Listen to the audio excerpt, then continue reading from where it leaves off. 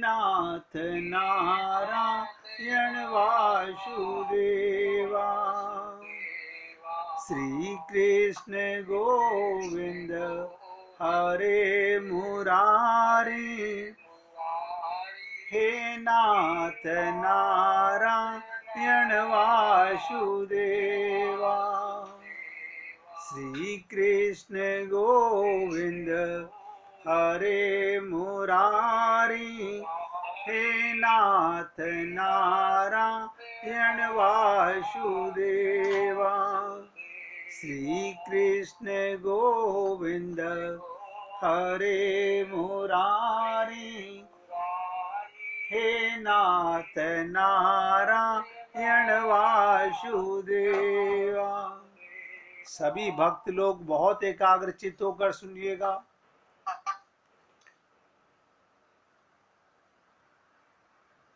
खुशी और आनंद, खुशी और आनंद का क्या अंतर है?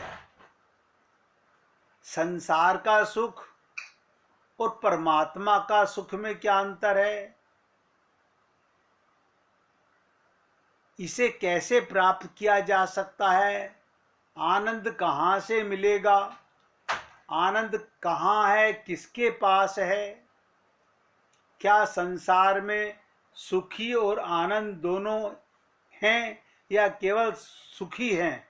ध्यान दीजिएगा, लोग संसार में खुशी तो बहुत हैं लेकिन आनंदित नहीं हैं।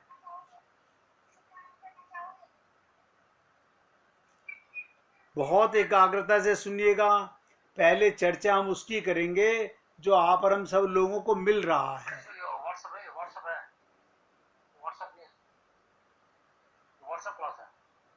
सबसे पहले खुशी को समझते हैं जो आप और हम सब लोगों को मिल रहा है, तभी आपको उस सुख और आनंद में और ये जो खुशी मिल रही है इनमें अंतर समझ में आएगा। एक एक शब्द पे ध्यान देना। खुशी एक स्थायी फीलिंग है, टेम्परेरी इमोशनल फीलिंग जिसे बोलते हैं।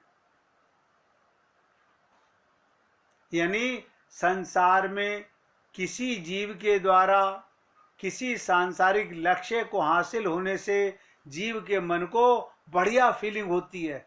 मैं मकान बनाना चाहता था, मेरा मकान बन गया, मैं बहुत खुशी हूं।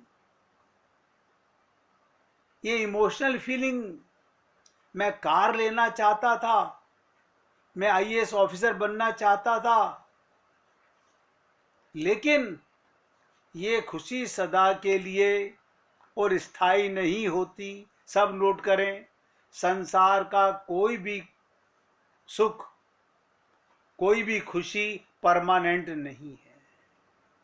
अभी रसगुल्ला खाया, आप सब हम झूठ बोल देते हैं आनंद आया। आनंद नहीं, हमें खुशी मिलती है खा करके, लेकिन 2 घंटे के बाद में फिर दोबारा खाने का मन कर रहा है। वो कहाँ गया पुराना आनंद?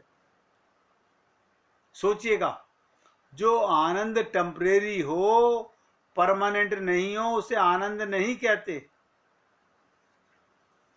ये बड़ी विचित्र चीज है।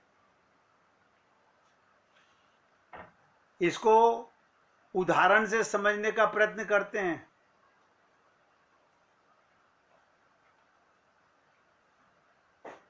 एक व्यक्ति एक महंगी कार खरीदा 20 लाख की, वो घर आया, उसे उसके चेहरे पर खुशी का भाव, प्राउड फील हो रहा है। वो उसके परिवार के लोग भी खुश हो रहे हैं। हर रोज वो कार से घूमने निकलता है। अपने से कम कीमत वाले मोटरसाइकिल वाले को, साइकिल वाले को देखकर बहुत खुश होता है। दूसरे के पास ऐसी कार नहीं है पर मेरे पास है, ये सोचकर वो गर्व से फूला जा रहा है, यानी खुश हो रहा है। बहुत ध्यान से सुनेंगे, खुश हो रहा है। ये जो कार से खुशी मिली टेम्परेरी थी, क्योंकि अभी उससे नीचे की कार वालों को हमने देखा, मोटरसाइकिल वालों को देखा, साइकिल वालों को हमने देखा। हम खुश होके फूल गए, लेकिन कुछ दिनों में ही जैसे ही वो देखता है उसका पड़ोसी उससे महंगी 50 लाख की कार, 2 करोड़ की कार ले आया, उस कार को देखकर अब शर्मिंदा महसूस कर रहा है, पिचक गया, उसकी खुशी समाप्त हो गई। उसे अब अंदर ही अंदर तकलीफ हो रही है, जलन हो रही है, दुख हो रहा है, लेकिन लोक लाज से वो किसी को अपनी शर्म व्यक्त नहीं कर रहा, पर चेहरे का भाव बता रहा है वो दुखी है, मन ही मन दुखी है। जब तक हमारा मकान हमारे भाई से बड़ा था हमें बड़ी खुशी थी, जिस दिन हमारे भाई का मकान हमसे बड़ा बन गया हम उसकी खुशी में शामिल तो होंगे, लेकिन मन ही मन क्या हाल होगा। देखिए, कार वही, मकान वही, जिसे हासिल करके हमें खुशी मिली थी, लेकिन अब वो तकलीफ महसूस कर रहा है। अब उसका वही कार, वही मकान उसको पहले वाली प्राउड फील नहीं करा रहा। एक और उदाहरण समझ लेते हैं। अब जैसे मैं बता के चुका रसगुल्ले का, हमें रसगुल्ला खाना, गुलाब जामुन खाना, टिक्की समोसा खाना बहुत पसंद है, बहुत दिनों से ये सब खा रहा है।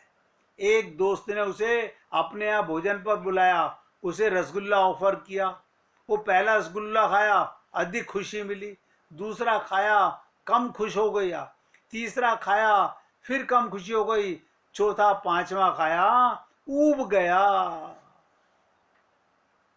दोस्त ने कहा मैं तो तेरे लिए 12 लेके आया हूं, लेकिन वो झुंझला रहा है, क्योंकि जिस रसगुल्ले से उसे खुशी मिल रही थी अब उसमें ही उसे वो खुशी नहीं मिल रही, बल्कि दुख मिलने लगा, कष्ट का अनुभव करने लगा। और उदाहरण सुन लीजिएगा। एक युवा का ब्याह होने वाला है, वो घोड़ी चढ़ने वाला है, दूल्हा बना है, सारे बारातियों में सबसे महत्वपूर्ण आदमी आज का वो है। आज सारे लोग किससे हाथ मिला रहे हैं, किससे विश कर रहे हैं? सबसे महत्वपूर्ण आदमी आज का दूल्हा है। लोग उसे पूछ रहे हैं, उसका ख्याल कर रहे हैं, जो उसका सेहरा कोई ठीक कर रहा है, कोई इसको सजा रहा है। शादी हुआ, दुल्हन से सुख मिल रहा है, फिर धीरे धीरे वो खुशी समाप्त। अब परिवार का लायबिलिटी, बच्चों की चिंता आ रही। अब कोई उसको पूछे पहले की तरह। अब एक और उदाहरण ले लीजिएगा। एक व्यक्ति को हंसी मजाक, चुटकुला, कहानी, फिल्म, आजकल बहुत लोगों का काम है ये। व्हाट्सएप के ऊपर 99% लोग यही करते हैं। हंसी मजाक, चुटकुला, कहानी, फिल्म आदि विषयों में कल तक मजा आ रहा था, खुशी मिल रही थी, आज उसको व्यापार में घाटा लग गया। ध्यान दीजिएगा, आज व्यापार में घाटा लग गया। अब वही दोस्त जिनके साथ बैठ के चुटकुले करता था, हंसी मजाक करता था,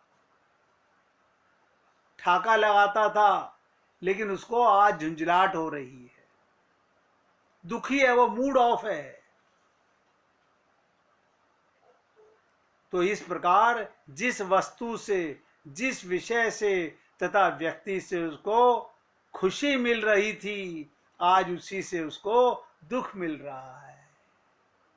ऐसा क्यों? क्योंकि संसार के किसी भी व्यक्ति, सब नोट करेंगे, संसार के किसी भी व्यक्ति या विषय या वस्तु से कल या आज थोड़ी देर पहले जो खुशी मिल रही थी, आज उसको दुख मिलने लग गया।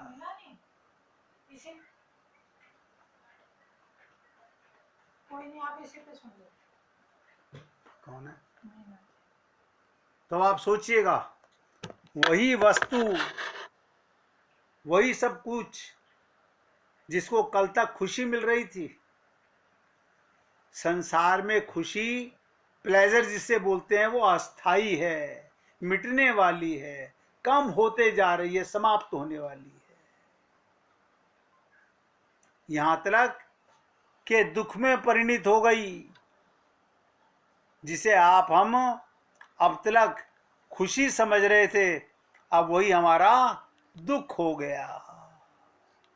अब आप सोचिएगा, अतः खुशी उस टेम्परेरी फीलिंग को कहते हैं, खुशी उस टेम्परेरी फीलिंग को कहते हैं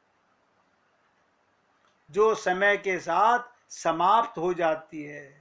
एक कामना पूरी हो जाने के बाद दूसरी कामना लेकर खड़ी हो जाए, लेकिन आनंद या सुख उसे कहते हैं। अब आपने देखा, संसार का कोई भी सुख, सब नोट करें, शरीर का कोई भी सुख, अरे शरीर ही परमानेंट नहीं है। वही धन घर में आने से बड़ी खुशी दे रहा था, वही धन चोरी चला गया। अब आप कहेंगे चोर को तो चुराने में बड़ा आनंद आता है, किसी दिन चोर के घर चोरी करके देखिएगा, अगर चोर के घर भी चोरी हो जाए उसको भी दुख महसूस होता है। जिस चीज में उसे आनंद आ रहा था चुराने में, जब उसका धन चोरी चला जा रहा था तो उसमें उसे दुख महसूस करने लगा। तो ये निचोड़ है, जीवन का सार है कि संसार की किसी वस्तु में, सब नोट करेंगे, संसार की किसी वस्तु में, संसार के किसी सामान में, संसार के किसी व्यक्ति में सुख नहीं है, केवल खुशी मानी हुई है।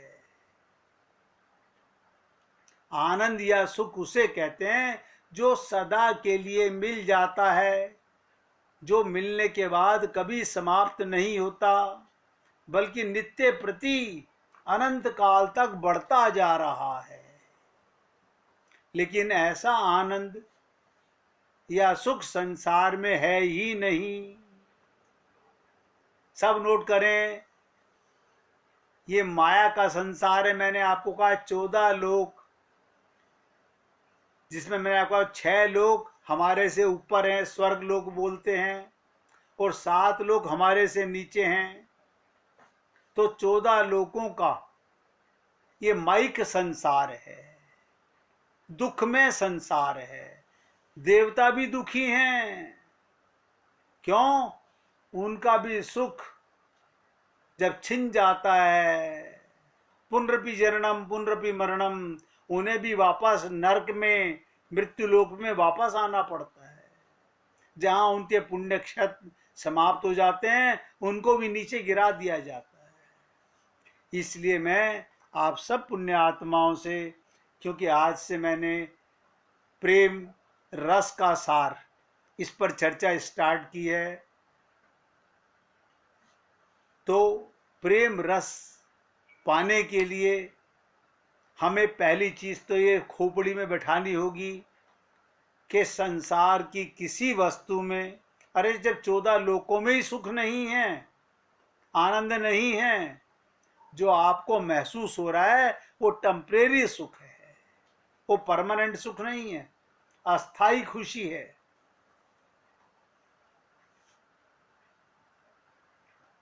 क्यों? जिससे टेम्परेरी सुख मिला उसी से बाद में दुख मिलता है। असली सुख और असली आनंद संसार में नहीं है, नहीं है, नहीं है। सब नोट कर लें। ये क्यों नहीं मिलता हमारे को? क्योंकि हमें अपना ज्ञान नहीं है, हमें अपना ज्ञान नहीं है। आप कहेंगे आप तो, हमको आत्मज्ञान हो गया है। आत्मज्ञान हो गया है तो लक्ष्य बन गया, परमात्मा के प्रेम की चाह पैदा हो गई, प्रेम रस की प्राप्ति की चाह पैदा हो गई। फिर संसार के किसी धन में, किसी रिश्ते में, किसी सुख नहीं महसूस होगा। ये सबको नोट करने की चीज है। अगर हम अपने को आत्मा मानते हैं तो किसी के आने से, किसी के जाने से, किसी के मिलने से, किसी के बिछुड़ने से कोई सुख दुख नहीं होता। अब बहुत ध्यान से सुनिएगा, अब तक मैंने चर्चा की आपसे कि संसार के अंदर 14 लोकों में सुख है ही नहीं। ये मरने वाला सुख है, मिटने वाला सुख है। अब वो आनंद या सुख किसे कहते हैं, क्योंकि इसकी चर्चा मैं ज्यादा इसलिए नहीं कर रहा हूं क्योंकि वो तो आप और हम सब लोगों का तजुर्बा है। हाँ, कल जिससे प्यार मिल रहा था आज उसी से दुश्मनी हो गई है। कल जो हमारे अपने थे आज वही हमारे दुश्मन हो गए हैं। इसी शरीर से कल सुख मिल रहा था, इसी शरीर से आज दुख मिल रहा है। तो आनंद या सुख किसे कहते हैं, नोट करेंगे, जो सनातन हो,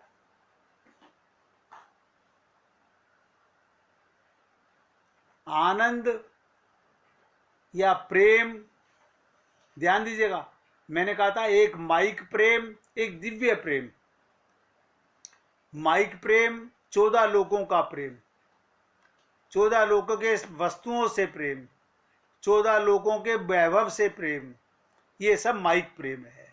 और दिव्य प्रेम वो परमात्मा का प्रेम है। आनंद वो सुख है जो एक बार मिल जाए तो वो कभी घटता नहीं है बल्कि नित्य प्रति बढ़ता जाता है, बढ़ता जाता है। क्यों? आनंद प्रति क्षण वर्धमानम, ये बढ़ने वाला प्रेम है। आनंद का क्षय नहीं होना चाहिए, होता ही नहीं है, बल्कि एक बार, ध्यान से सुनिएगा, एक बार किसी जीव को मिल जाने पर उसमें वृद्धि होती रहती है। और ये वृद्धि कब तक होती रहती है, इसका उत्तर अनंत काल तक। आप बताइएगा, इस जन्म में हमने बहुत पैसा कमाया, हम अरबपति थे, अगले जन्म में हम खाकपति बन गए, पुराने जन्म का पैसा अगले जन्म में काम नहीं आया, बेईमानी का फल भोगना पड़ रहा है अगले जन्म में, क्योंकि वो आनंद था ही नहीं। जो आनंद समाप्त हो जाए, मिट जाए, इसी जन्म का हो, उसे आनंद नहीं कहते हैं। आनंद प्रतिक्षण वर्धमान होता है। आनंद का क्षय नहीं होता, वो घटता कभी नहीं है, बल्कि एक बार किसी जीव को मिल जाने पर उसमें वृद्धि होती है। वृद्धि कब तक होती है? अनंत काल तक।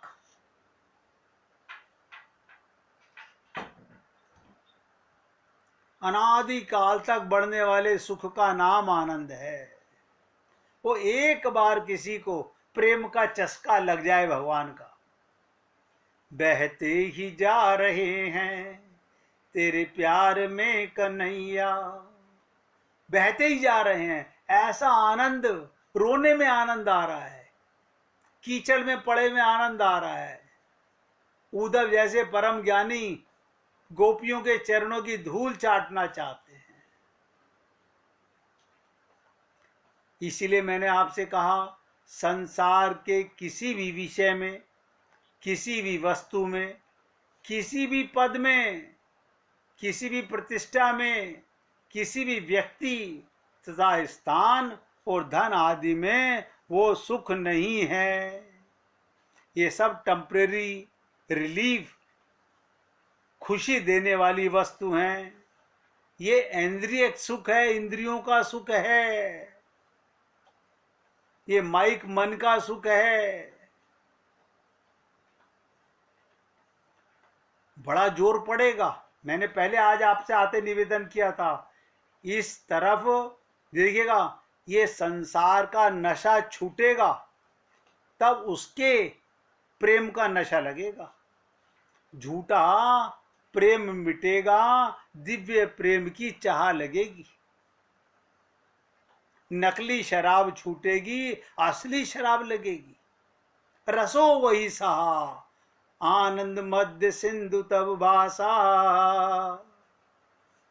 तो संसार के किसी भी वस्तु में, किसी भी विषय में, किसी भी व्यक्ति में, किसी भी पद में, किसी भी प्रतिष्ठा में, सम्मान आदि में जो टेम्परेरी सुख जीव को अनुभव होता है वो सुख नहीं। सब नोट करें, प्रतिक्षण घटमान यानी घटने वाला अस्थाई सुख है, जिसे वो अपनी भूल के कारण, अज्ञानता के कारण परमानेंट सुख और आनंद समझ के भूल कर रहा है। आप और हम सब लोग यही भूल कर रहे हैं। इसीलिए कहा गया कि जीवो अपनी भूल सुधारो। सीताराम आचार्य जी ने इसीलिए कहा, इस देह में हरि मिलत है, हरि ही आनंद है, वही दिव्य प्रेम है, उसी को पाने के लिए शरीर मिला है, उसी के लिए संत महात्मा मिलते हैं, उसी के लिए सत्संग मिलता है। लेकिन अभी भी हम लोग टेम्परेरी सुख में ही मजा ले रहे हैं। अज्ञानता के कारण, ना समझी के कारण परमानेंट सुख और आनंद समझने की भूल कर रहा है। 1 मिनट भगवान का कीर्तन करेंगे, फिर आगे चलेंगे। रघुपति